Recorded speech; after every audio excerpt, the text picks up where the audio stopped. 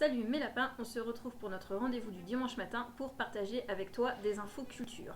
Ça fait toujours plaisir de pouvoir se la péter le lundi matin à la machine à café. Donc let's go, c'est parti, même si très clairement la culture c'est surtout un plaisir perso. Si tu as moins de 3 minutes de temps de cerveau dispo, on y va. Aujourd'hui, on attaque avec le fait que le premier dimanche du mois, la plupart des musées sont gratuits. Donc si tu te cherches une idée de sortie et que tu as envie de te faire une sortie culturelle gratos, va voir sur ma chaîne YouTube.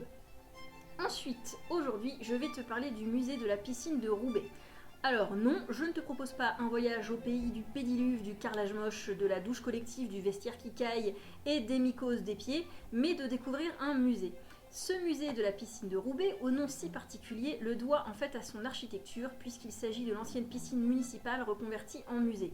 D'où le nom et cette architecture si spéciale, avec une partie du bassin et de l'eau conservée dans la scénographie actuelle. Mention spéciale aux vitraux absolument magnifiques et aussi aux collections que je vous invite à découvrir si vous passez du côté de Roubaix ou de Lille ou si vous avez l'occasion de pouvoir vous y rendre. Ça vaut vraiment le détour. Ne serait-ce que pour cette fameuse salle principale, mais aussi pour celle-ci qui est une accumulation maximaliste de sculptures que j'ai forcément kiffé vu ma capacité à accumuler moi-même beaucoup de déco et d'objets d'art chez moi.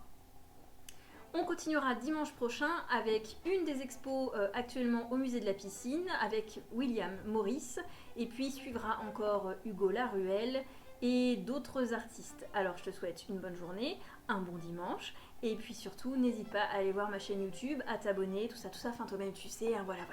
Bon dimanche mon lapin, bisous bisous.